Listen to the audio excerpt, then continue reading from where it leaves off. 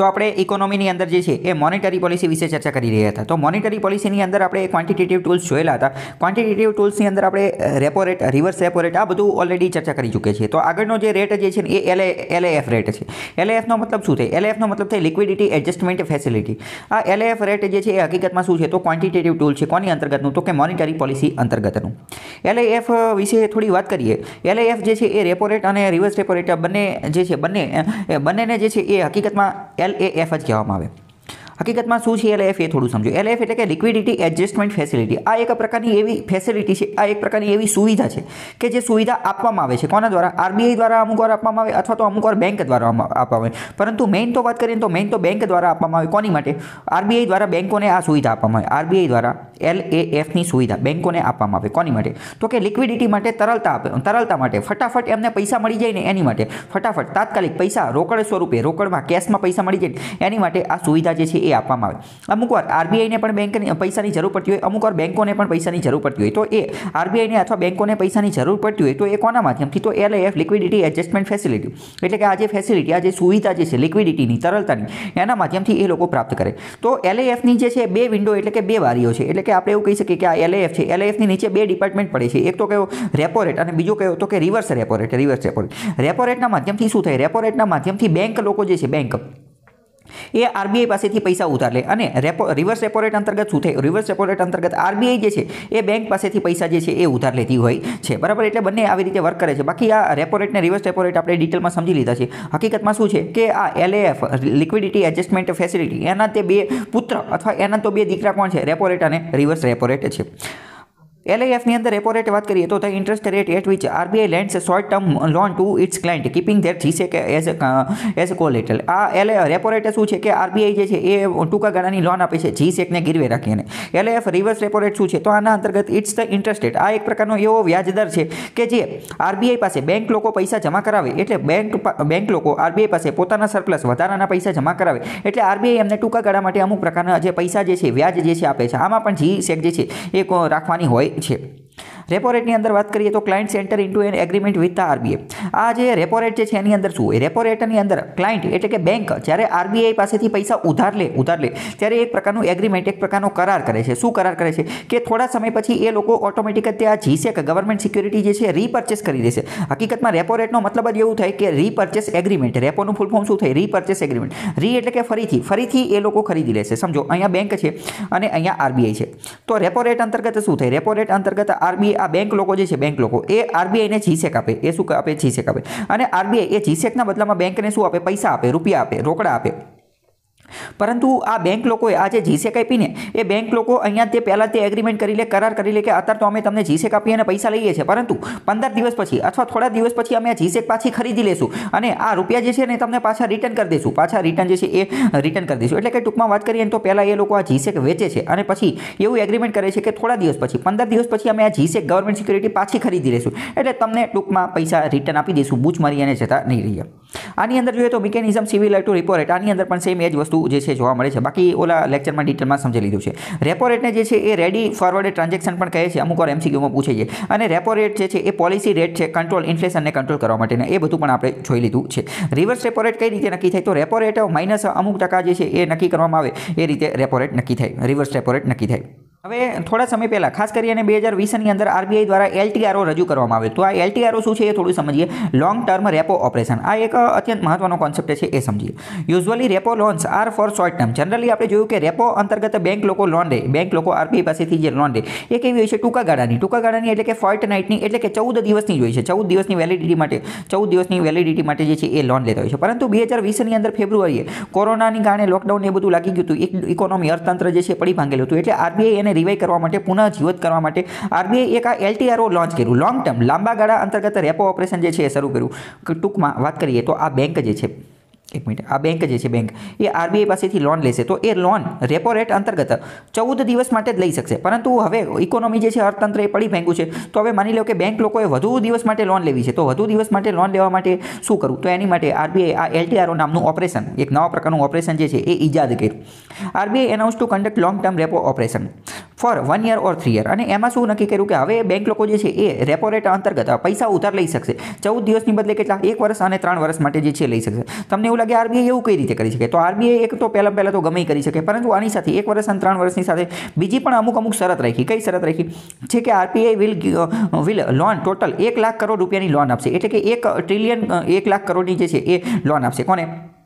તો કે repo rate અંતર્ગત બધી બેંકોને ઇન વેરિયસ રાઉન્ડ, અને એ પણ અલગ અલગ રાઉન્ડની અંદર. આ 1 લાખ કરોડ બધા એક હારે નહીં આપી દે, અલગ અલગ માધ્યમથી આપશે. ઈ કુબેરની અંદર એપિસોડ 1, 2, 3 એવી રીતે. આરબીઆઈ ક્લાયન્ટ કેન, અને આરબીઆઈના જે ક્લાયન્ટ છે એટલે કે બેંક ને એનબીએફસી ને બધા ત્યાં એપ્લાય કરી શકશે. બોરો મિનિમમ ઓછામાં ઓછા એમને 1 કરોડ તો ઉધાર લેવા પડશે, અથવા એની કરતાં વધુ ઉધાર લેશે. એટલે ટૂંકમાં આના કારણે શું થશે? માર્કેટની અંદર પૈસા વધી જશે. માર્કેટની અંદર લિક્વિડિટી વધારવાનો આ આખો ખેલ હતો, આ આખું એવી ગેમ ચાલતી હતી. અને આનો ઇન્ટરેસ્ટ રેટ કેટલો છે? તો ઇન્ટરેસ્ટ રેટ જે છે રેપો રેટ જેટલો ગણવામાં આવશે. Interest rate will be completely compounded annually વાર્ષિક રીતે કમ્પાઉન્ડ ચક્રવૃદ્ધિ વ્યાજ સ્વરૂપે લાગુ પડશે. This will increase. આના કારણે શું થશે કે બેંક પાસે લોન આપવા માટે ફંડ પૈસા જે છે એ વધશે. કેમ? કારણ કે માર્કેટની અંદર પૈસા વધી જશે. લાંબા ગાળા માટે હવે બેંક પાસે પૈસા રહેશે, એટલે ઇકોનોમિક ગ્રોથ જે છે એ રિવાઇવ થઈ શકે, પુનર્જીવિત થઈ શકે. એની માટે આ બધું સમજવા માટે મેં તમને કીધું કે રેપો રેટ વાળો લેક્ચર જે છે એ તમારે જોવો પડશે, તો આ બધું તમે સમજી શકો. હવે થોડી વાત કરીએ એમએસએફ. MSF and short term repo lending will also be continued separately. આ MSF માર્જિનલ સ્ટેન્ડિંગ ફેસિલિટી એ બધું પણ ઓલરેડી ચાલતું જ હતું. એને LTRO doesn't aim to eliminate or replace them. આ LTRO નો મતલબ એવો નહોતો કે એને જે છે રિપ્લેસ કરી નાખે. બધું પોતપોતાની દ્રષ્ટિએ ચાલતું હતું. ખાલી આરબીઆઈ એક નવી વસ્તુ કરી કે આ 1 લાખ કરોડ રૂપિયા જે છે ને એ લોનમાં આપશે આરબીઆઈ. કોને? તો કે બેંક લોકોને. કયા રેટ ઉપર, કયા વ્યાજ દર ઉપર? તો કે રેપો રેટ જેટલો છે ને એટલો જ. પરંતુ રેપો રેટ જનરલી 14 દિવસ માટે આપે છે. આ એની બદલે 1 વર્ષ અને 3 વર્ષ માટે જે છે પૈસા લોનમાં આપશે, જેના કારણે માર્કેટની અંદર માર્કેટની અંદર, બજારની અંદર અને બેંકો પાસે પૈસા વધી જાય, જેના કારણે ઇકોનોમીને પુનર્જીવિત કરી શકે. એ હતું LTRO. આ એની જેવું આરબીઆઈ બીજી નવી વસ્તુ ઈજાદ કરી, TLTRO, targeted long term repo operation. Targeted long term repo operation. તો આ શું હતું? એનો સમયગાળો પહેલાં તો 3 વર્ષનો હતો. આ બધાના સમયગાળા યાદ રાખી લેજો. ડાયરેક્ટ વિધાનવાળા વાક્યમાં જે છે એ પૂછાઈ જશે, એટલે તમારે યાદ રાખવાનું. અને એનો વ્યાજદર કેટલો હતો? તો એનો વ્યાજદર જે છે ફ્લોટિંગ રેટ હતો. રેપો રેટના આધારે લિંક કરી અને ફ્લોટિંગ રેટ હતો. સમજો કે આ છે targeted long term repo rate. આનો જે વ્યાજદર જે છે કેવો છે? ફ્લોટિંગ. જ્યારે આની પહેલાંનો ટી કાઢી નાખવી, ટાર્ગેટેડ કાઢી નાખવી. LTRO હતો, લોંગ ટર્મ રેપો ઓપરેશન, તો એનો વ્યાજદર તો રેપોની હારે જ હતો, રેપોની. અને જે આ LTRO હતો એનો સમયગાળો 1 વર્ષ અને 3 વર્ષ હતો. જ્યારે TLTRO એનો સમયગાળો 3 વર્ષ છે, અને એનો જે વ્યાજદર જે છે ફ્લોટિંગ રેટ છે. અને એનો ફોર્મ્યુલા ને બધું એ તમારે જાણવાની અત્યારે જરૂર છે નહીં. આનેથી ફાયદો શું થશે? ડેબ્ટ securities are primary source of funding for NBFCs and HFCs. આ જે NBFC લોકોને જે છે પૈસા ક્યાંથી મળે? તો પ્રાઇમરી સોર્સમાંથી, ડેબ્ટ સિક્યુરિટીમાંથી, એ બધામાંથી મળતો હોય. This measure will help to obtain fund. આના કારણે પોતાનો બિઝનેસ પુનઃજીવિત કરવા માટે, રિવાઇવ કરવા માટે મ્યુચ્યુઅલ ફંડ એન્ડ કોર્પોરેટ એ બધાને પૈસા મળી જાય, એની માટે આ બધી વસ્તુ જે છે એ કામની હતી. હવે આપણે આગળ આરબીઆઈની મોનિટરી પોલિસીની અંદર ક્વોન્ટિટેટિવ ટૂલની અંદર બીજો એક રેટ જોઈએ, તો કે એ છે MSF. MSF જે છે એ પણ આરબીઆઈનો ક્વોન્ટિટેટિવ ટૂલ છે. આની વિશે પણ ઓલરેડી વાત થઈ ગઈ છે, પરંતુ અત્યારે આની હારે બધા ક્વોન્ટિટેટિવ ટૂલના ડિપાર્ટમેન્ટમાં જોઈ લઈએ. MSF એટલે marginal standing facility is the interest rate at which. આ એક પ્રકારનો એવો વ્યાજદર છે કે જેના અંતર્ગત આરબીઆઈ લેન્ડ એટલે કે પૈસા ઉછીના આપે છે. કોને? શોર્ટ ટર્મ એટલે કે ટૂંકા ગાળા માટે. શેડ્યુલ કમર્શિયલ બેંક SCB જે છે, વાણિજ્ય બેંકો જે છે, એમને ટૂંકા ગાળા માટે પૈસા ઉધારમાં આપે છે. વિથ ધેર SLR કોટા જી શકે. SLRના કોટાની, SLRની અંદર જેટલી SLRની અંદર, SLR શું છે આપણે ઓલરેડી સમજી ગયા છીએ, સ્ટેટ્યુટરી લિક્વિડિટી રેશિયો. એની અંદર જેટલી જીસેક રાખેલી છે એ જીસેકને કોલેટરલ તરીકે રાખી અને એ જીસેકને ગીરવે રાખી અને જો લોન લેવામાં આવે બેંક દ્વારા, તો એક વ્યાજદર કેવો લાગુ પડે? તો એ MSF લાગુ પડે. એટલે કે ટૂંકમાં આરબીઆઈ જ્યારે બેંક પાસેથી જીસેકના કોટાની SLR, આ જે SLRના કોટાની જીસેક જે છે એ ગીરવે રાખી અને લોન આપવામાં આવે, તો કયો વ્યાજદર લાગુ પડે? તો MSF લાગુ પડે. અને જો જીસેકના આ SLRના કોટાની જીસેક ન રાખે અને બીજી જીસેક રાખી અને પૈસા ઉધાર લઈ દો, તો MSF ન લાગે, તો એને રેપો રેટ કહેવાય. તો એને શું કહેવાય? તો રેપો રેટ કહેવાય. પરંતુ જો SLRના કોટાની જીસેક રાખી દે તો વ્યાજદર જે લાગે એને MSF કહેવામાં આવે છે. એટલે તો તમે અમે સમજી ગયા છો કે MSF હંમેશા કોની કરતાં? રેપો રેટ કરતાં વધારેનો હશે. રેપો રેટ કરતાં વધારેનો હશે. તમે સમજો કે MSFની જરૂર ક્યારે પડી? કારણ કે SLRના કોટાની જીસેક રાખવાની છે. SLRના કોટાની જીસેક રાખવાની છે, ઇટ મીન્સ કે બેંક પાસે પોતાની ખુદની કોઈ જીસેક નથી. બેંક પાસે હવે જે છે એક રીતે કપરી પરિસ્થિતિ છે, ખરાબ દિવસો આવી ગયા છે. આ SLRનો કોટા જે 17-18% જે નક્કી કરેલો છે, તો એ તો બેંકે રાખવાનો છે, પરંતુ એમાંથી એ પૈસા કાઢવા પડે છે. આ ઓલા જેવી વસ્તુ છે કે તમારા ઘરની પરિસ્થિતિ અત્યંત ગંભીર થઈ ગઈ કે હવે તમારે સોનું વેચવા જવું પડ્યું છે, ઘરેના ગીરવે મૂકવા પડે છે, એવી પરિસ્થિતિ આવી ગઈ. એટલે એવી જ્યારે હોય ત્યારે શું થાય કે પૈસા વ્યાજનો દર જે છે થોડોક ઊંચો લાગે. એટલે MSF જે છે રેપો રેટ કરતાં ઊંચો હોય, રેપો કરતાં 0.25% જે છે એ વધુ હોય. આગળ વાત કરીએ મોનેટરી પોલિસીની અંદર ક્વોન્ટિટેટિવ ટૂલ્સની અંદર એ બીજો એક અમુક રેટ એસોસિએટેડ ટર્મ એની સાથે જોડાયેલા અમુક શબ્દો આપણે જોઈએ, જેમ કે એક શબ્દ છે પોલિસી કોરિડોર. પોલિસી કોરિડોર આ સિમ્બોલ ઉપરથી તમે સમજી શકો છો કે આવું જે સિમ્બોલ જે છે આના માધ્યમથી તમે સમજી શકો છો. કઈ રીતે એ સમજીએ. ઇટ્સ ધ વિડ among MSF repo reverse repo refer to reverse repo rate short note. આનો મતલબ શું? આ જે છે ને આ જે પોલિસી કોરિડોર આ એક પ્રકારનો તફાવત છે કે MSFની વચ્ચે, રેપો રેટની વચ્ચે, રિવર્સ રેપો રેટની વચ્ચે આ બધાની વચ્ચે કેટલાનો તફાવત છે. તો બધાની વચ્ચે જનરલી 0.25નો તફાવત હોય. તો આ જે 0.25 જે છે ને એને પોલિસી કોરિડોર કહેવાય કે બધા રેટની વચ્ચે, બધા વ્યાજદરની વચ્ચે કેટલો તફાવત છે. આપણે પહેલાં વાત કરીએ તો રેપો રેટ જે છે ને એ સૌથી નીચો હોય, બરાબર. એની આ રેપો રેટ સૌથી નાનો હોય. એની કરતાં વધારે મોટું કોણ હોય તો કે રિવર્સ રેપો રેટ. એની કરતાં મોટું કોણ હોય તો કે MSF માર્જિનલ સ્ટેન્ડિંગ ફેસિલિટી જે છે એ વધુ હોય. કઈ રીતે વધુ હોય એ ઓલરેડી આપણે સમજી ચૂક્યા છીએ. વિન્ડો ઓપરેશનની અંદર જોઈએ તો LAF અને MSF windows are operated through આ બંને જે છે એ RBI અને ઈ કુબેરનું જે CBS કોર બેન્કિંગ સોલ્યુશન જે છે એના માધ્યમથી એ ચલાવવામાં આવે છે. ઈ કુબેર શું છે, કોર બેન્કિંગ સોલ્યુશન શું છે એ આપણે ઓલરેડી વાત થઈ ચૂકી છે. હવે બીજો આગળનો ટોપિક છે RBI દ્વારા જે છે એ OMO કરવામાં આવે છે. OMO નો મતલબ શું થાય? Open market operation. તો ઓપન માર્કેટ ઓપરેશન શું છે એ જોઈએ. ઓપન માર્કેટ ઓપરેશન જે છે ને આ એક પ્રકારની એવી પરિસ્થિતિ છે કે જેના માધ્યમથી RBI જે છે એ ગવર્મેન્ટ સિક્યુરિટી એની ખરીદ અને વેચ કરે છે. સેલિંગ અને બાઇંગ કરે છે. વેચવાનું કામ કરી શકે અને બાઇંગ એટલે કે ખરીદવાનું. બેમાંથી જે સારું લાગે એ બંને કામ કરી શકે. આ પણ આપણે જૂના વિડીયોની અંદર જે છે એ ડિટેલમાં સમજાવેલું છે ગ્રાફિકના માધ્યમથી. અત્યારે ખાલી આપણે ઉપરથી સમજવાની કોશિશ કરીશું.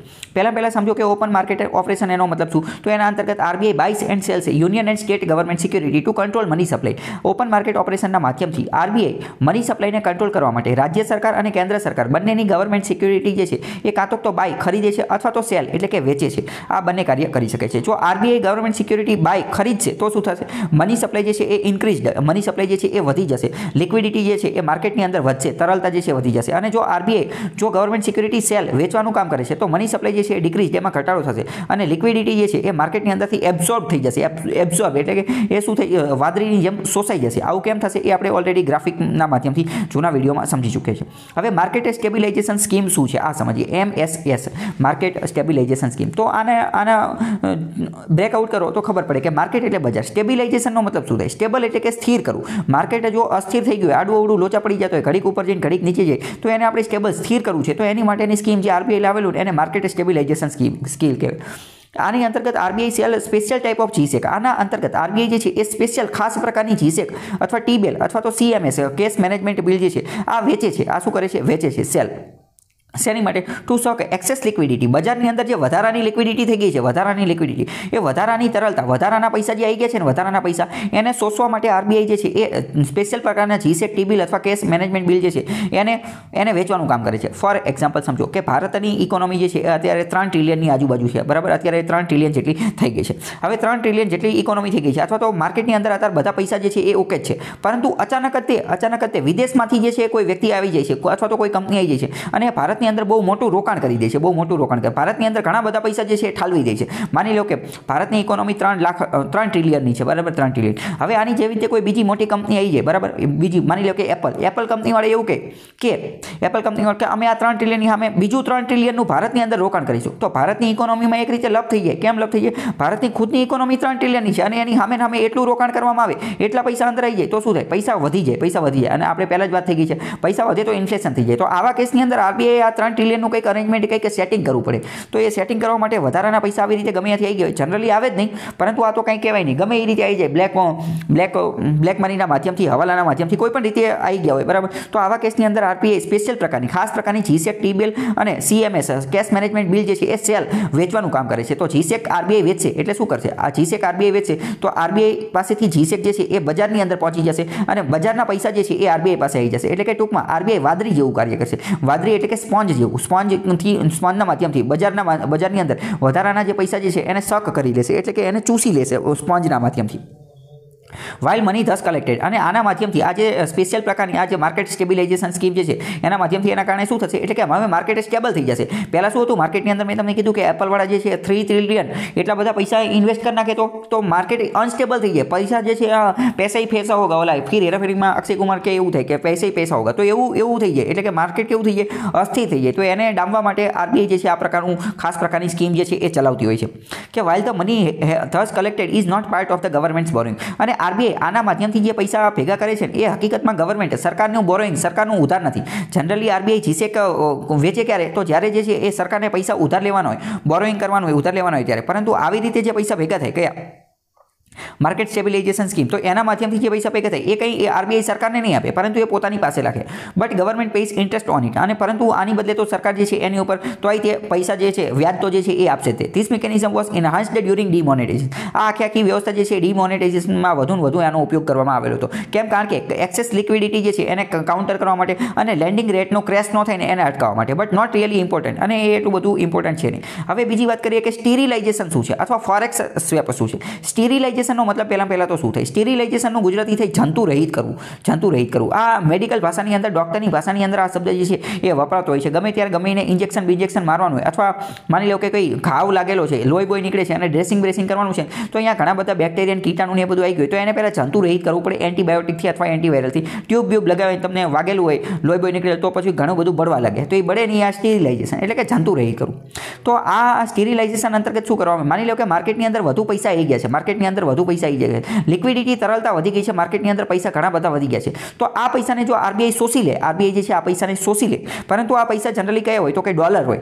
ડોલર જો એને શોષી લઈને તો એ ઓપરેશનને સ્ટીરિલાઇઝેશન કહેવાય. અત્યારે આટલું યાદ રાખો. બાકી ડિટેલમાં આપણે જે છે એ આગળના વિડીયો લેક્ચરની અંદર સમજીશું કે આ શું છે. આના આધારે એક પ્રશ્ન પૂછાયેલો છે કે ઓએમઓ શું છે, ઓપન માર્કેટ ઓપરેશન શું છે. તો એકદમ સહેલો પ્રશ્ન છે કે ઓપન માર્કેટ ઓપરેશન આ એક પ્રકારની એવી વસ્તુ છે કે આરબીઆઈ દ્વારા જીસેક ખરીદવાનું અને વેચવાનું જે કામ કરવામાં આવે, તો આમાંથી તમે પ્રશ્ન જે છે આ જવાબ જે છે એ ગોતી લેજો તમારી સાથે અને ટિક કરી નાખજો. બીજું આની જેવો જ એક ક્વેશ્ચન પૂછાય છે કે વિચ ઓફ ધ ફોલોઈંગ, નીચેનામાંથી કયું મેજર, કયું એવું પગલું છે would result in increase in the money supply of in the economy, અર્થતંત્રની અંદર મની સપ્લાય, પૈસાના પ્રમાણની અંદર વધારો કઈ રીતે થશે? તો 4 વસ્તુ આપેલી છે. આ પણ તમે ગ્રાફિકવાળો વિડીયો અથવા આ વિડીયોની અંદરથી તમને ખબર પડી જાય કે કઈ રીતે. પહેલું એમ કહે છે કે purchase of G sec from the public by the central bank. જો સેન્ટ્રલ બેંક લોકો પાસેથી જીસેક ખરીદશે તો. બીજું એવું કહે છે કે deposit of currency in commercial bank. જો લોકો જે છે એ કરન્સી પોતાના ચલણી નાણું જે છે કમર્શિયલ બેંકની અંદર ડિપોઝિટ બેંકમાં પૈસા જમા કરાવશે તો. અને બીજું સરકાર જે છે એ કેન્દ્રીય બેંક, સેન્ટ્રલ બેંક આરબીઆઈ પાસેથી પૈસા ઉધાર લેશે તો. અને ચોથું એવું કહે છે કે જીસેક જો પબ્લિક દ્વારા sale of government security to the public by central bank જો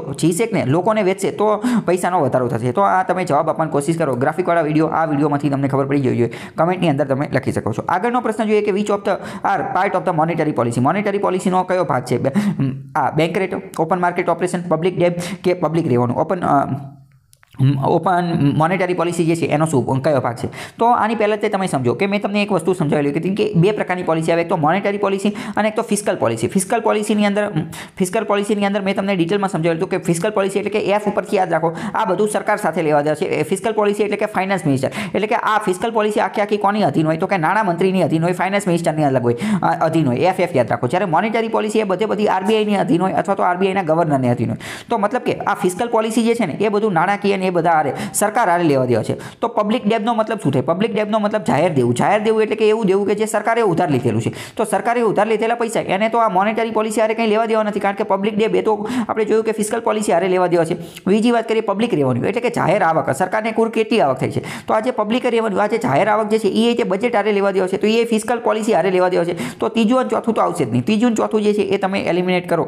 ત્રીજું અને ચોથું એલિમિનેટ કરો, બરાબર. તો તે તમે આ 50-50માં પહોંચી જાઓ. પણ હવે ડાયરેક્ટ હું તમને આન્સર કહી દઉં તો આન્સર જે છે એ 1 and 2 આવશે, કારણ કે આ બંને જે છે એ મોનેટરી પોલિસી એટલે કે આરબીઆઈ સાથે જોડાયેલ છે. મોનેટરી પોલિસી એ આપણે ઓલરેડી આની પહેલાના જૂના લેક્ચરમાં સમજાવી ચૂક્યા. આપણે આરબીઆઈની મોનેટરી પોલિસી જે છે એની અંતર્ગત આવતા ક્વોલિટેટિવ ટૂલ જોઈએ, એટલે કે ગુણાત્મક સાધન જોઈએ. આની પહેલાં આપણે ક્વોન્ટિટેટિવ ટૂલ્સ જે છે એ બધા જોઈ લીધા છે. ક્વોન્ટિટેટિવ ટૂલ એટલે કે આંકડાવાળા, જેની અંદર આંકડા આવતા હોય એવા. હવે બીજા આરબીઆઈ પાસે એવા હથિયારો અથવા એવા ટૂલ, એવા સાધનો છે કે જે ક્વોલિટેટિવ છે, કે જે ગુણવત્તાના આધારે છે, કે જેમાં આંકડા કંઈ ન આવે. તો આ શું છે એ આપણે થોડું જોઈએ. પહેલાં જોઈએ કે ક્વોન્ટિટેટિવ ટૂલ હતા એસએલઆર ને, સીઆરઆર ને, રેપો રેટ ને, રિવર્સ રેપો રેટ ને એ બધા, કે જેમાં આંકડા આવતો હોય, કે જેના માધ્યમથી આરબીઆઈ જે છે એ બજારની અંદર જે પૈસા જે છે, લિક્વિડિટી જે છે એને કંટ્રોલ કરી શકે. તો આ જે ક્વોલિટેટિવ ટૂલ જે છે ને એના માધ્યમથી એ એવું જ કંઈક કરી શકે. પરંતુ એના માધ્યમથી ક્વોલિટેટિવ ટૂલના માધ્યમથી આરબીઆઈ મોટે ભાગે શું કરી શકે કે control the distribution of the loan, કે લોન જે છે ને એને કઈ જગ્યાએ ડિસ્ટ્રીબ્યુટ, કોને વહેંચવાની છે એ નક્કી કરે. કે કયા સેક્ટરમાં, ઇકોનોમીના કયા સેક્ટરની અંદર કેટલી લોન જોવી જોઈએ, એગ્રીકલ્ચરને કેટલી મળવી જોઈએ, મેન્યુફેક્ચરિંગને, સર્વિસ સેક્ટરને, શિક્ષકોને, ખેડૂતોને, અથવા તો મેન્યુફેક્ચરિંગ કારખાનાવાળાને, બીજા ઘર હોમ લોન ને જે ગાડીની લોન ને આ બધી લોન જે છે એ કઈ લોન કેટલી મળવી જોઈએ એ આરબીઆઈ નક્કી કરી શકે ક્વોલિટેટિવ ટૂલના માધ્યમથી. તમને એવું લાગે કેવી રીતે, એ તો હવે આપણે આગળ જોઈશું. કારણ કે ક્વોલિટેટિવ ટૂલ જે છે એ હકીકતમાં સિલેક્ટિવ અથવા તો ડાયરેક્ટ ટૂલ કહી શકાય. અને સિલેક્ટિવ કે આના અંતર્ગત સિલેક્ટ કરવામાં આવે, આરબીઆઈ સિલેક્ટ કરે કે કોને કેટલી લોન મળવી જોઈએ, કોને વધુ લોન મળવી જોઈએ, કોને ઓછી લોન મળવી જોઈએ. તો એમાં પહેલી વસ્તુ છે મોરલ સ્યુએશન. ક્વોલિટેટિવ ટૂલની અંદર પહેલું કયું છે? મોરલ સ્યુએશન. મોરલ સ્યુએશનનો મતલબ થાય નૈતિક દબાણ અથવા નૈતિક સલાહ. આના માધ્યમથી આરબીઆઈના ગવર્નર અથવા આરબીઆઈના જે અધિકારીઓ જે છે એ ફોન કરીને મિટિંગની અંદર બધી બેંકના જે અધિકારીઓ કર્મચારીઓ એના એ બધાને સમજાવે કે તમે સારી લોન આપો, ઓનલાઈન લોન આપો, પહેલાં લોન આપો. કાં ફોન કરીને સમજાવે, કાં મિટિંગમાં સમજાવે, અથવા તો લેટર લખી અને ટૂંકમાં સલાહ આપે, બોલી અને સમજાવે, બોલી અને દબાણ આપે, નૈતિક દબાણ જે છે એ આપે. તો moral suasion meaning applying persuasion without applying punitive measure. આમાં જે છે આરબીઆઈના ગવર્નર એ કોઈ પણ પ્રકારનો દંડ લગાવતા નથી, જે સજા બજા આપતા નથી. RBI governor tries to tactics, અમુક પ્રકારની ટેક્ટિક્સનો ઉપયોગ કરે, જેમ કે કોન્ફરન્સ કરીને, ઇન્ફોર્મલ મિટિંગ કરીને, લેટર કરીને, સેમિનાર કરી અને બધી બેંકોવાળાને સમજાવે કે તમે આ ખેડૂતોને વધારે લોન આપો તો સારી વસ્તુ છે, મેન્યુફેક્ચરિંગ ઇન્ડસ્ટ્રી કારખાનાવાળાને વધુ લોન આપો તો સારું છે, તો આપણે જે છે એ ઇકોનોમી થોડીક ગ્રો થાય. જેમ કે આરબીઆઈના governor asking bank to transmit repo rate. જેમ કે આરબીઆઈના ગવર્નર બેંકોને કહે કે રેપો રેટની અંદર અમે ઘટાડો કરી દીધો છે, તો આ ઘટાડો જે છે એ તમે બેંક સુધી પહોંચાડો તો સારી વસ્તુ છે. આરબીઆઈના ગવર્નર બેંકને કહે કે તમે નવી બ્રાન્ચ જે છે એ ગામડાની અંદર ખોલો તો સારી વસ્તુ છે. ફાઇનાન્શિયલ લિટરસી વધારવાની કોશિશ કરો, એના સેમિનાર વધારો તો સારી વસ્તુ છે. ખેડૂતોને જે છે એ પીએસએલના કોટા કરતાં પણ વધારે લોન આપો તો સારી વસ્તુ છે. અને આરબીઆઈના ગવર્નર જે છે એ સીએમ એટલે કે જે તે રાજ્યના મુખ્યમંત્રી અથવા નાણામંત્રી જે છે એને પણ કહી શકે કે તમે ફિસ્કલ ડેફિસિટ જે છે એને કંટ્રોલમાં કરો તો સારી વસ્તુ છે. તો આ બધી વસ્તુ શું થઈ ગઈ? મતલબ કે આ બધી સલાહ આપે, કંઈ માની લે એવું જરૂરી નથી, ખાલી સલાહ આપે. તો આ બધું મોરલ સ્યુએશન થઈ ગયું, એટલે કે સમજાવે કે આવું કરો તો સારી વસ્તુ છે.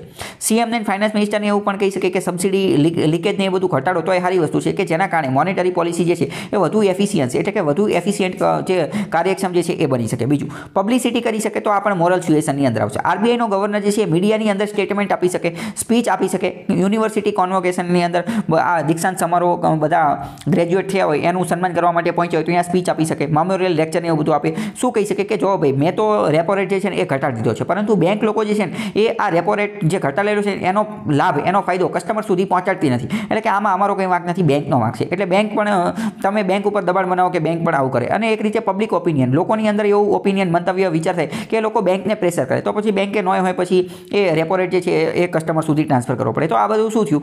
આ બધી વસ્તુ, આ બધી ચીજો થઈ મોરલ સ્યુએશન, એટલે કે ખાલી નૈતિક દબાણ બનાવે, વાતો કરીને બધું સમજાવવાની વાત કરે. પરંતુ અમુક વાત એ હોય કે જે લાતો કે ભૂત બાતો છે નહીં માનતે, બરાબર? તો અમુક ન માને આનીથી, આવું બધું વાતોથી ન માને, તો એવા કેસની અંદર આરબીઆઈ શું કરે? એવા કેસની અંદર આરબીઆઈ ડાયરેક્ટ એક્શન લે, એટલે કે લાત મારવાની કોશિશ કરે તાત્કાલિક. તો પછી શું કરે? પનિશમેન્ટ કરે, સજા આપે. હવે બેંકો માની લો કે આરબીઆઈનો ગવર્નર એસબીઆઈને ફોન કરીને એમ કહે કે તમે મેન્યુફેક્ચરિંગ સેક્ટરની અંદર વધુ લોન આપો તો સારી વસ્તુ છે, તો અમુક નવા ઉદ્યોગોને બધું બને અને દેશની ઇકોનોમી જે છે એ ગ્રો થાય. પરંતુ તોય તે બેંકવાળા આપે જ નહીં, તો પછી આરબીઆઈ ડાયરેક્ટ એક્શન લે કે સારું હાલો હવે મારે પનિશમેન્ટ આપવી પડશે, સજા આપવી પડશે. આરબીઆઈ કહી દે કે હવે જો તમે આ મેન્યુફેક્ચરિંગ સેક્ટરની અંદર આટલા ટકાથી આટલા ટકા, 10%, 20%, 50% ગમે નક્કી કરી નાખે, આટલા ટકા જેટલી લોન નહીં આપો તો તમને દંડ થશે. શું દંડ થશે? તો કે અમુક પ્રકારની પેનલ્ટી, અમુક પ્રકારનો પગાર કાપવામાં આવશે, અથવા એવી રીતની કોઈ વસ્તુ જે છે એ નાખી શકે છે, પેનલ્ટી, દંડ આપી શકે છે. RBI can punish banks and even non banks. RBI bank અને નોન બેંકને પનિશ, સજા આપી શકે છે for not complying with its directives, એની ગાઈડલાઇન ન માનવા બદલ. Under the RBI act, RBI act, banking regulation act, payment and settlement system act,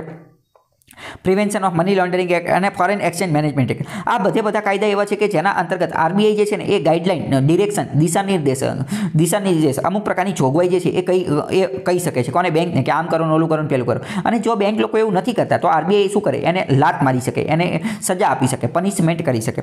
હવે બીજી વાત કરીએ કે માર્જિન રિક્વાયરમેન્ટ અથવા તો લોન ટુ વેલ્યુ. આ માર્જિન રિક્વાયરમેન્ટ શું છે? એ એક પ્રકારનું ક્વોલિટેટિવ ટૂલ છે. તો ક્વોલિટેટિવ શું છે ટૂલ અંતર્ગત શું છે જોઈએ તો આરબીઆઈ જે છે એ loan to value to for a gold loan, home loan, આ આરબીઆઈ જે છે એ બેંક લોકોને કહી શકે કે તમારે લોન ટુ વેલ્યુ કેટલી રાખવાની, એટલે કે ગોલ્ડ લોન કેટલી આપવાની, હોમ લોન કેટલી આપવાની, ઓટો લોન કેટલી આપવાની, બિઝનેસ લોન કેટલી આપવાની, આ બધું નક્કી કરે. તો આ વસ્તુ, આખી વસ્તુને શું કહે કે લોન ટુ વેલ્યુ. માની લો કે એસબીઆઈ પાસે કુલ ₹1,00,000 છે, ₹1,00,000 બરાબર, 1 લાખ. તો આરબીઆઈ કહી શકે આ 1 લાખમાંથી તમારે 10% જે છે ને એ હોમ લોનમાં આપવાના છે, 20% જે છે ને 20% એ ફાર્મરને આપવાના છે, 30% જે છે ને એ બિઝનેસને આપવાના છે. તો આ શું કહેવાય? લોન ટુ વેલ્યુ અથવા માર્જિન રિક્વાયરમેન્ટ, કે કેટલું માર્જિન, કેટલા પૈસા જે છે કોને આપવાના છે એ.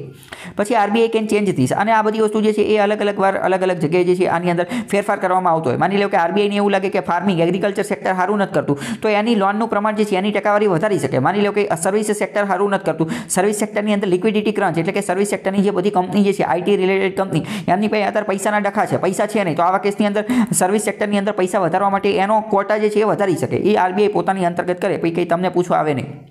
આગળ વાત કરીએ કે સિલેક્ટિવ ક્રેડિટ કંટ્રોલ. તો સિલેક્ટિવ ક્રેડિટ કંટ્રોલ આ પણ એક રીતનું ક્વોલિટેટિવ એટલે કે ગુણવત્તાત્મક પ્રકારનું કંટ્રોલ છે. એ શું છે? તો આ સિલેક્ટિવ ક્રેડિટ કંટ્રોલ, આમાં આરબીઆઈ નક્કી કરે સિલેક્ટ કરે કે કોને કેટલું ક્રેડિટ આપવાનું છે, કોને કેટલું ઋણ આપવાનું છે, કોને કેટલી લોન આપવાની છે. ક્રેડિટ એટલે ઋણ, ઋણ એટલે કે લોન.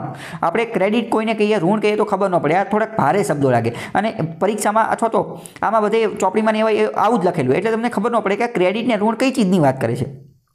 ક્રેડિટને ઋણ એટલે કે લોન, આજે લોન લેવા આપણે જઈએ એ એની વાત કરે છે. તો સિલેક્ટિવ ક્રેડિટ કંટ્રોલ એ એનું નેગેટિવ હોઈ શકે અને પોઝિટિવ હોઈ શકે. કઈ રીતે એ જોઈએ? પહેલાં નેગેટિવ જોઈએ. તો ક્રેડિટ રેશનિંગ સિસ્ટમ જે અંગ્રેજોને જે ઇંગ્લિશ લોકો હતા 18મી સદીની અંદર અને યુએસએસઆરની અંદર, there central bank will not give more than X amount as loan to individual bank and an individual can't get more than prescribed amount of loan for each category. એટલે કે એ સમયે નક્કી કરવામાં આવેલું કે ઇન્ડિવિડ્યુઅલ વ્યક્તિગત લોન જે છે એ X% કરતાં, આટલા ટકા કરતાં વધારે લોન જે છે એ એક વ્યક્તિને મળી શકશે નહીં. તો આ શું થયું? આ એમને નેગેટિવની અંદર વાપર્યું. આ જ રીતે પોઝિટિવની અંદર કઈ રીતે વાપરી શકાય? જેમ કે કન્ઝ્યુમર, કોઈ ઉપભોક્તા જે છે, ક્રેડિટ કંટ્રોલ, જેમ કે ડ્યુરિંગ ડિફ્લેશન, જ્યારે ડિફ્લેશન ચાલી રહ્યું છે અથવા રિસેશન, મંદી કે આવી કોઈ ચાલુ રહ્યું છે, તો આરબીઆઈ જે છે આની માટેના નિયમો જે છે એ હળવા કરી શકે છે. ઈએમઆઈ ઇન્સ્ટોલમેન્ટના એ બધાના નિયમો હળવા કરી શકે. જેમ કે કોવિડની પરિસ્થિતિ હતી તો આરબીઆઈ મોરાટોરિયમ આપ્યું હતું કે વાંધો નહીં, 2 મહિનાના હપ્તા જે છે હારે ભરજો, 3 મહિનાના હપ્તા હારે ભરજો. તો આ બધું પોઝિટિવ બાબતની અંદર આવી બધી વસ્તુ જે છે એ નક્કી કરી શકાય છે. બાકી એ લખેલું છે, વાંચી શકો છો, એટલું બધું કંઈ કામનું નથી. અત્યંત મહત્વની જે ચીજ જે છે એ આ છે પીએસએલ. પીએસએલનો મતલબ શું? પીએસએલ એટલે કે પ્રાયોરિટી સેક્ટર લેન્ડિંગ. તો પ્રાયોરિટી સેક્ટર લેન્ડિંગ જે છે આ એક પ્રકારની એવી વસ્તુ છે કે જે આરબીઆઈની ક્વોલિટેટિવ ટૂલ અંતર્ગત આવી શકે. ક્વોલિટેટિવ ટૂલની અંદર હું તમને આ બધું કેમ ડિટેલમાં સમજાવું છું? કારણ કે પરીક્ષામાં ડાયરેક્ટ પૂછી જશે, which of the following is the qualitative tool of the RBI. આરબીઆઈનું નીચેનામાંથી કયું ગુણવત્તાવાળું ટૂલ છે અથવા કયું ગુણાત્મકવાળું ક્વોન્ટિટેટિવ ટૂલ છે? ઓપ્શન અલગ અલગ આપી દીધેલા છે. પીએસએલ થોડું ડિટેલમાં સમજીએ. પીએસએલ એટલે કે પ્રાયોરિટી સેક્ટર લેન્ડિંગ. આ એક પ્રકારની શું વસ્તુ છે? પ્રાયોરિટી એટલે શું? પ્રાયોરિટી એટલે કે પ્રાધાન્ય આપવું. હવે ફોર એક્ઝામ્પલ સમજો કે તમે પ્રાધાન્ય આપ્યું, એનો મતલબ શું? માની લો કે તમારા 2 ફ્રેન્ડ છે, એક તો રાજ અને એક તો અમર, બરાબર? રાજ અને અમર 2 તમારા ફ્રેન્ડ છે. હવે આ 2 ફ્રેન્ડ જે છે, 2 ફ્રેન્ડ, આ બેના લગ્ન એક જ તારીખે છે અને તમારા બેના એક જ તારીખે છે ને એક જ અલગ અલગ જગ્યાએ છે. તો તમારે બેના લગ્નમાં જવાનું છે, તો તમે કોના લગ્નમાં જાઓ? તો તમારા જે બેસ્ટ ફ્રેન્ડ હશે એને યાદ જશો, અથવા તો અમુક કોઈ કે ત્યાં નથી જવું, બરાબર? પણ જે વધારે નજીક હશે ત્યાં જશો, એટલે તમે બેમાંથી કોઈ એકને પ્રાયોરિટી આપશો. તો એને શું કહે? પ્રાયોરિટી એટલે કે પ્રાધાન્ય. તો આરબીઆઈથી અમુક પ્રકારનું કહે, બધી બેંકોને કહી દીધેલું હોય કે તમે જ્યારે લેન્ડિંગ કરો એટલે કે લોન આપો, જ્યારે ઉધાર આપો ને, ત્યારે અમુક સેક્ટરને પ્રાયોરિટી આપવાનું છે, અમુક સેક્ટરને પ્રાયોરિટી આપવાની છે. કેવી રીતે? ફોર એક્ઝામ્પલ સમજો કે એગ્રીકલ્ચરવાળો એક ખેડૂત જે છે એ લોન લેવાયો અને બીજો એક બિઝનેસમેન જે છે એ લોન લેવાયો. તો આરબીઆઈ કીધેલું છે કે તમારે પહેલાં ખેડૂતને લોન આપવાની. કેમ? કારણ કે પ્રાયોરિટી સેક્ટર લેન્ડિંગની અંદર ખેડૂત જે છે એનો નંબર 1 છે. હવે બીજું સમજો કે પ્રાયોરિટી બીજું એવું છે કે માની લો કે કોઈ એક એસસી કેટેગરીનો અથવા એસટી કેટેગરીનો અથવા વિમેન મહિલા જે છે એ લોન લેવામાં આવી અને એની સામે બીજો કોઈ બિઝનેસમેન, કોઈ વેપારી, કોઈ બહુ ઊંચો ઉદ્યોગપતિ જે છે એ લોન લેવાયો. તો આવા કેસની અંદર એસસી એસટી વુમેન મહિલાને પહેલાં લોન આપવાની. કેમ? કારણ કે પ્રાયોરિટી સેક્ટર લેન્ડરની અંદર એમનું નામ જે છે ઊંચું આવે છે, એટલે કે પ્રાયોરિટી આપવાની, પ્રાધાન્ય આપવાનું. 1968ની વાત કરીએ તો ફર્સ્ટ ટાઈમ આરબીઆઈ, પ્રથમ વખત આરબીઆઈ દ્વારા પ્રાયોરિટી સેક્ટર શબ્દ જે છે એનો ઉપયોગ કરવામાં આવેલો હતો અને ત્યારે નક્કી કર્યું કે બેંક લોકો જે છે, બેંકે 40% લોન જે છે, 40% લોન એ 3 પ્રાયોરિટી સેક્ટરને આપવાના. કઈ 3? તો કે એગ્રીકલ્ચર, સ્મોલ ઇન્ડસ્ટ્રી અને એક્સપોર્ટ. માની લો કે બેંકની પાસે કુલ 1 લાખ રૂપિયા છે, બેંકની કુલ ડિપોઝિટ જે છે એ 1 લાખ છે. આ 1 લાખ કયા છે? કે એસએલઆર ને સીઆરઆર ને એ બધું કાઢીને એની પાસે 1 લાખ રૂપિયા લોન આપવા માટે છે. તો આ 1 લાખમાંથી 40% એટલે કે 40,000 રૂપિયા જે છે ને, 40,000 રૂપિયા એ ફરજિયાત 3 સેક્ટરમાં જ આપવાના. એટલે કે એગ્રીકલ્ચરની અંદર, સ્મોલ ઇન્ડસ્ટ્રીઝની અંદર, નાના ઉદ્યોગોની અંદર અને એક્સપોર્ટ છે, જે નિકાસ કરવાનું કામ કરતા હોય ને, નિકાસ કરવાનું એને આપવાના. અને 1985 સુધીમાં આ બધું કામ કરવાનું. એટલે કે આ પ્રાયોરિટી સેક્ટર થઈ ગયું. તો પછી later deposit insurance and credit guarantee corporation DICGC એની સ્થાપના કરવામાં આવી. ફેસિલિટેટ બેંક લોકો જે છે એ lending to the priority sector, bank જે છે એ પ્રાયોરિટી સેક્ટરને વધુને વધુ ઉધાર આપે એની માટે આ DICGCની સ્થાપના કરવામાં આવી. ટૂંકમાં આપણે એ સમજ્યા કે આ પ્રાયોરિટી સેક્ટર લેન્ડિંગ એનું ઈજાદ કઈ રીતે થયું, એ ઉત્પન્ન કઈ રીતે થયું, એની શોધ કઈ રીતે થઈ, તો એની શોધ આપણે જોયું 1968માં આરબીઆઈ કરી. આરબીઆઈ પહેલા પ્રાયોરિટી સેક્ટર શબ્દ વાપર્યો અને કીધું કે તમારે 40% લોન જે છે ને એ આ 3 સેક્ટરમાં કરવાની છે. પરંતુ અત્યારે તો 1968 નથી, અત્યારે તો 2022 છે. તો ઘણી બધી વસ્તુ ચેન્જ થઈ ગઈ છે અને અત્યારે આમાં આ તો 40% છે, પરંતુ આની અંદર બીજા પણ કેટલાય નક્કી કરી નાખ્યા છે. શું નક્કી કર્યું છે પ્રાયોરિટી સેક્ટરની અંદર એ જોઈએ. તો 2015ની અંદર અપડેટ થયું ત્યારે એવું નક્કી કર્યું કે વીકર સેક્શનને તમારે 10% લોન આપવાની. વીકર સેક્શનમાં કોણ આવશે? એસસી, એસટી, વિમેન, પીએચ એટલે કે દિવ્યાંગજનો, પછી માઇનોરિટી લઘુમતીઓ, મેન્યુઅલ સ્કેવેન્જર એટલે કે ગટર સાફ કરવાવાળા, એ બધા આર્ટિસન્સ એટલે કે કલાકારો, પછી આ પ્રધાનમંત્રી જનધન યોજનાવાળા, આ બધા જે છે એને 10% લોન આપવાની. બેંક પાસે જેટલા પૈસા હોય એના 10% એને આપવાની. પછી એગ્રીકલ્ચર કૃષિની અંદર બધા ફાર્મર, બધા ખેડૂતો, સ્મોલ બિગ બધા, એને 10% લોન આપવાની. એગ્રીકલ્ચર માર્જિનલ ફાર્મર જે છે એને 8% લોન આપવાની. માઇક્રો એન્ટરપ્રાઇઝ એને 7.5% લોન આપવાની. પછી આ બધું અહીંયા લખેલું છે, તમે જોઈ શકો છો. ટૂંકમાં ટોટલ આમાં તમારે યાદ શું રાખવાનું છે? યાદ એ રાખવાનું છે કે ટોટલ પીએસએલ પ્રાયોરિટી સેક્ટર લેન્ડિંગની અંદર ટોટલ કેટલા ટકા લોન આપવાની છે? તો કે 40%. કોને કોને આપવાની છે? તો કે વીકર સેક્શનને, એગ્રીકલ્ચરને, આ માઇક્રો એન્ટરપ્રાઇઝિસને, આર્ટિસનને, એ બધાને. બીજું યાદ રાખવાનું છે કે સૌથી વધુ શેર કોનો છે? તો સૌથી વધુ શેર છે વીકર સેક્શનનો અને એગ્રીકલ્ચરનો છે. કારણ કે પ્રશ્ન ડાયરેક્ટ પૂછાઈ જશે કે પ્રાયોરિટી સેક્ટર લેન્ડિંગની અંદર સૌથી વધુ માર્જિન, સૌથી વધુ હિસ્સો કોનો છે? તો weaker section, SC, ST, OBC, women, sorry OBC નથી, ઓબીસી જે છે એ નથી, બરાબર. વિમેન, પીએચ, માઇનોરિટી, મેન્યુઅલ સ્કેવેન્જર, પછી આ એગ્રીકલ્ચર, એ બધાનો જે છે એ સૌથી વધુ હિસ્સો છે. તો આવું વિધાનવાળા વાક્યમાં એ બધામાં જે છે એ પૂછાતું હોય છે. બીજી વાત કરીએ કે આજે પ્રાયોરિટી સેક્ટર લેન્ડિંગ જે છે એના નિયમો ફોરેન બેંક માટે અલગ હોઈ શકે છે અને બીજી અલગ અલગ બેંકો માટે અલગ અલગ હોઈ શકે છે, પરંતુ એ બેન્કિંગની પરીક્ષા માટે મહત્વનું છે, એ આપણે જાણવા નથી. આપણી માટે અમે તમને કીધું 40% અને સૌથી વધુ કોનો હિસ્સો જે છે એ યાદ રાખવાનું છે. બીજી વાત કરીએ કે જો આરઆરબી છે, આરઆરબી એટલે કે રિજિયોનલ રૂરલ બેંક, રિજિયોનલ ગ્રામ્ય વિસ્તારની જે રિજિયોનલ સ્થાનિક બેંક જે છે, ક્ષેત્રીય ગ્રામીણ બેંક, તો આ બેંક જે છે ને, આ બેંક એને પીએસએલ તરીકે એટલે કે પ્રાયોરિટી સેક્ટર લેન્ડિંગ તરીકે જે કેટલા ટકા લોન આપવાની? તો 75% લોન આપવાની. જે બધી સામાન્ય બેંકો જે છે, સામાન્ય બેંકો, એને ખાલી 40% લોન તે પ્રાયોરિટી સેક્ટરમાં આપવાની. જ્યારે અમુક ફોરેન બેંક જે છે એને તો 0% આપવાની, એને તો આપવાની જ નહીં. જ્યારે આરઆરઆર રિજિયોનલ રૂરલ બેંક જે છે એને કેટલી 75% આપવાની. જો વિધાનવાળા વાક્યમાં એવું કહી દે કે બધી જ બેંકો જે છે એને 40% લોન જે છે એ આજે પ્રાયોરિટી સેક્ટર લેન્ડિંગમાં આપવાની, તો વિધાન ખોટું પડી જશે. કારણ કે બધાને આપવાની એવું નથી. અલગ અલગ બેંક માટે અલગ અલગ રીતના ધારાધોરણો પ્રિસ્ક્રાઇબ કરેલા છે, એટલે કે લખી અને આપેલા છે. આરઆરબી માટે કેટલી છે? તો 40%. 40% કઈ, સોરી 75%. 75% કઈ રીતે? તો 40% તો જે ઉપરના હતા એ જ, અને આ ઉપરાંત 35% જે છે એ અલગથી, 35% અલગથી. એ કોને? તો કે આ સ્મોલ ફાઇનાન્સ બેંક ને એ બધા હોય એની માટે. પછી પીએસએલ કોટાઝ આર મિનિમમ. આ શું છે? પીએસએલ કોટા જે છે મિનિમમ છે. એનો મતલબ એમ કે પીએસએલ પ્રાયોરિટી સેક્ટર લેન્ડિંગમાં જે 40% નક્કી કરવામાં આવેલા છે, એટલે કે ઓછામાં ઓછી આટલી લોન તો તમારે આપવાની જ છે, એ મેક્સિમમ નથી. ફોર એક્ઝામ્પલ આપણે જોયું કે 1 લાખનું ઉદાહરણ જોયું, તો 1 લાખના 40% એટલે 40,000 જે છે એ તો આપવાના જ છે. કોને? પ્રાયોરિટી સેક્ટર લેન્ડિંગને, એગ્રીકલ્ચરને, એ બધાને. આની કરતાં વધારે આપી શકે. પછી એનો મતલબ એવો નહીં કે 40,000 દઈ દીધા, હવે બીજો કોઈ 10,000 ખેડૂત લોન લેવા આવ્યો તો ન આપી શકે. ના, એવું નથી. આ તો જે છે એ મિનિમમ છે, મેક્સિમમ નથી. સો એ બેંક વિશિષ્ટ, જો બેંકને એવું લાગે કે હજી અમારે વધુ 60% જેટલી વધારે લોન આપી છે વીકર સેક્શનને, અથવા તો આજે પ્રાયોરિટી સેક્ટર લેન્ડિંગમાં એસસી ને એસટી, દિવ્યાંગજનને, એ બધાની વાત કરી, પીએચને, અથવા તો જે એગ્રીકલ્ચરની એ બધાની વાત કરી, અને અમારે વધુ લોન આપી છે 40% કરતાં, તો એ વધારે લોન જે છે એ પણ આપી શકે છે. એમાં કોઈ ના પાડે નહીં. પીએસએલ જે છે, પીએસએલ પ્રાયોરિટી સેક્ટર લેન્ડિંગ, એ અર્બન કોઓપરેટિવ બેંક જે છે એને લાગુ પડે છે, પરંતુ અમુક પ્રકારની એની અંદર સુધારા વધારા જે છે એ કરવામાં આવે છે. એનબીએફસી જે છે, banks loan given to NBFC who are lending to above PSL categories such as indirect loan to PSL sector will also be counted for banks quota. અહીંયા એ પણ સમજો. માની લો કે આ એસબીઆઈ છે. એસબીઆઈ જે છે એ કોઈ એનબીએફસીને લોન આપે છે. એનબીએફસી એટલે કે નોન બેન્કિંગ ફાઇનાન્શિયલ કંપની. અમુક નાની કંપની હોય કે જે બેન્કિંગનું કામ કરતું હોય, પરંતુ ડિપોઝિટને એ બધું ન લેતું હોય, જેમ કે મણપ્પુરમ ગોલ્ડ જે છે, મણપ્પુરમ ગોલ્ડ, અથવા બજાજ ફિનસર્વ જે છે એ આ એનબીએફસી છે. તો હવે આ એસબીઆઈ જે છે એ 10 લાખ રૂપિયા બજાજ ફિનસર્વને લોન આપી. હવે બજાજ ફિનસર્વ જે છે એ આ લોન પીએસએલની અંદર આવે છે, એટલે કે પ્રાયોરિટી સેક્ટર લેન્ડિંગની અંદર આવે છે. એટલે કે કાં તો ખેડૂતને આપે છે, કાં તો એસસી, એસટીને, પીએચને એ બધાને આપે છે. તો એસબીઆઈની આ લોન જે છે ને, આ લોન એ પણ પીએસએલની અંદર પ્રાયોરિટી સેક્ટર લેન્ડિંગની અંદર ગણાઈ જશે. ટૂંકમાં માની લો કે કોઈ બેંક જે છે, ટૂંકમાં કોઈ બેંક એનબીએફસીને લોન આપે છે, અને એનબીએફસી એ લોન જે છે ને એ પીએસએલની અંદર પ્રાયોરિટી સેક્ટરના લેન્ડિંગની અંદર આવી જશે, તો બેંકનો એ ક્વોટા, એ ટાર્ગેટ જે છે એ પૂરો થઈ જશે. ટૂંકમાં આવું બધું કેમ જરૂરી છે? કારણ કે જરૂરી એટલા માટે છે કે બેંકે આ 40%નો ટાર્ગેટ પૂરો કરવો જરૂરી છે. જો બેંક આ 40%નો ટાર્ગેટ પૂરો ન કરે તો આરબીઆઈ વાળા એને દંડ લગાવી દે, પ્યુનિટિવ એક્શન, એટલે કે એને જે છે એ પનિશમેન્ટ, સજાને એવું બધું થતું હોય. એટલે ઘણી બધી વાર બેંક પાસે એટલો ટાઈમ ન હોય કે આ માની લો કે શહેરની અંદર છે, બહુ મોટા શહેરની અંદર છે, તો અથવા તો એવી કોઈ જગ્યા છે કે જ્યાં SC ST વિમન ને PH ને આ બધા લોકો લોન લેવા આવતા જ નથી, અથવા લોન લેવા આવે તો બેંક એને લોન આપતી નથી, બેંકે એ બધી મગજમારીમાં પડવું નથી. તો બેંક ડાયરેક્ટ શું કરે, એકાદી NBFC પકડી લઈને NBFC ને લોન દઈ દે અને NBFC ને કહી દે કે હું તને આ બધા લોન આપું ને, આ 40% લોન છે અને આ બધા પૈસા જે છે એ તારા PSL જે પ્રાયોરિટી સેક્ટર લેન્ડિંગ જે છે એને જ આપવાનું. આવી રીતનું સેટિંગ જે છે એ પણ ચાલતું હોય છે. બેંક વત્તા NBFC ની જે joint lending co originating loans to PSL categories are also eligible with certain caveats. આની અંદર પણ અમુક જે છે એ નાની મોટી જોગવાઈ જે છે એ RBI દ્વારા કરવામાં આવે છે. જો પ્રશ્ન 2013 ની અંદર પ્રિલિમ્સમાં પૂછાઈ ગયો કે PSL priority sector lending by banks in India constitute, આ પ્રાયોરિટી સેક્ટર લેન્ડિંગ અંતર્ગત જે લોન આપવામાં આવે તો એ કોને આપવામાં આવે, એગ્રીકલ્ચરને, MSME ને અથવા વીકર સેક્શનને? તો જવાબ આવશે ઓલ ઓફ ધ અબવ. આપણે ઓલરેડી એનું આખું લિસ્ટ જે છે એ જોઈ ચૂક્યા છીએ. તો PSLમાં હવે તમને કંઈ વાંધો હશે નહીં. હવે આપણે આની જેવો તે 2016 ની અંદર RBI એક સ્કીમ શરૂ કરી. કઈ સ્કીમ? તો કે એક સર્ટિફિકેટ આપવાનું ચાલુ કર્યું. કયા સર્ટિફિકેટ? તો કે PSL સર્ટિફિકેટ. PSL એટલે કે પ્રાયોરિટી સેક્ટર લેન્ડિંગ સર્ટિફિકેટ. આ શું છે હું તમને ડાયરેક્ટ સમજાવી દઉં. હવે માની લો કે આપણે જોયું કે SBI 40% લોન જે છે એ પ્રાયોરિટી સેક્ટરને આપવાના છે, પ્રાયોરિટી સેક્ટરને આપવાના છે. હવે SBI જે છે, SBI એની પાસે ટોટલ લોન લેવા માટે 1 લાખ રૂપિયા છે અને અહીંયા HDFC છે. HDFC પાસે તે ટોટલ જે છે એ 1 લાખમાંથી લોન દેવાની છે, 1 લાખમાંથી લોન દેવાની છે. હવે બંનેને 40% આપવાની છે, બંનેને 40% આપવાની છે. તો બંનેના જે છે 40,000 PSLમાં આપવાના. બે કેટલા?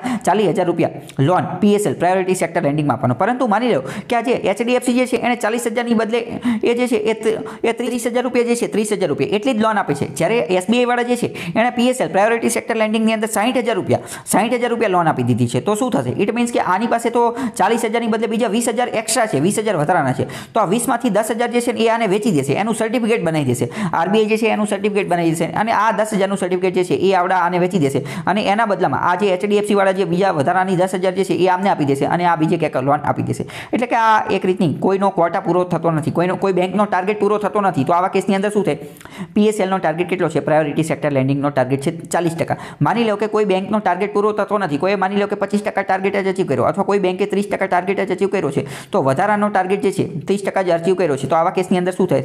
આવા કેસની અંદર વધારાનો ટાર્ગેટ અચીવ કરવા માટે એ કોઈ બીજી બેંક પાસેથી કે જેણે સરપ્લસ વધારે, માની લો કે કોઈ બેંકે 50% PSLને લોન આપી દીધી, તો એની પાસેથી વધારાનું સર્ટિફિકેટ જે છે એ ખરીદી લેશે, પરંતુ એના પૈસા જે છે એ આપવા પડશે. ઇન ધીસ અરેન્જમેન્ટ તો ઓવર અચીવિંગ બેંક એટલે કે જેણે વધારે 40% કરતાં વધારે લોન જે છે એ PSLમાં આપી દીધી છે, can cell there access PSL. એ પોતાને વધારાનું PSL જે છે એને સર્ટિફિકેટના માધ્યમથી એનું એક સર્ટિફિકેટ બનાવી દે અને એ સર્ટિફિકેટના માધ્યમથી અંડર અચીવિંગ કે જેણે જે છે 40%નો ટાર્ગેટ પૂરો કરેલો નથી એને જે છે એ આપી શકે છે. Without transferring loan assets there risk. આ રીતે જે છે એ આપી શકે છે. હવે બીજી વાત કરીએ. If N under achiever bank, માની લો કે એ બેંક કે જે અંડર અચીવર છે કે જેને 40%નો ટાર્ગેટ પૂરો કર્યો નથી, can't fulfil its PSL quota through PSL certificate. પરંતુ માની લો કે અમુક બેંક એવી છે કે જે PSL સર્ટિફિકેટ ખરીદવા છતાં પણ 40%નો ટાર્ગેટ પૂરી કરી શકતી નથી. માની લો કે કોઈ બેંક એવી છે કે જેને 20% ટાર્ગેટ જ પૂરો કર્યો છે, તો આને 40% કરવાનું છે. હવે એણે SBI પાસેથી 10% ખરીદી લીધા, તો એ 30% જ થયો, તો એને 30% થયો, હજી 10% બાકી રહ્યો, હજી 10% ટાર્ગેટ જે છે એ બાકી રહ્યો. તો આવા કેસની અંદર શું કરવામાં આવે? તો આવા કેસની અંદર it will have to deposit PSL shortfall money to NABARD's rural infrastructure development fund. તો આવા કેસની અંદર જે બીજા પૈસા બચ્યા ને એ બેંકે, HDFC બેંક માની લે કોઈ પણ બેંક હોય, તો એ બેંકે જે બીજા વધારાના પૈસા બચ્યા ને એને નાબાર્ડની જે RIDF જે છે રૂરલ ઇન્ફ્રાસ્ટ્રક્ચર ડેવલપમેન્ટ ફંડ એની અંદર એટલા પૈસા જમા કરી દેવાના, એટલા પૈસા એમાં જમા કરે, અથવા નેશનલ હાઉસિંગ બેંકમાં અથવા મુદ્રા બેંકની અંદર અલગ અલગ જગ્યાએ RBI સમયાંતરે નક્કી કરે એટલાની અંદર એ પૈસા જે છે એ જમા કરી દેવાના રહેશે.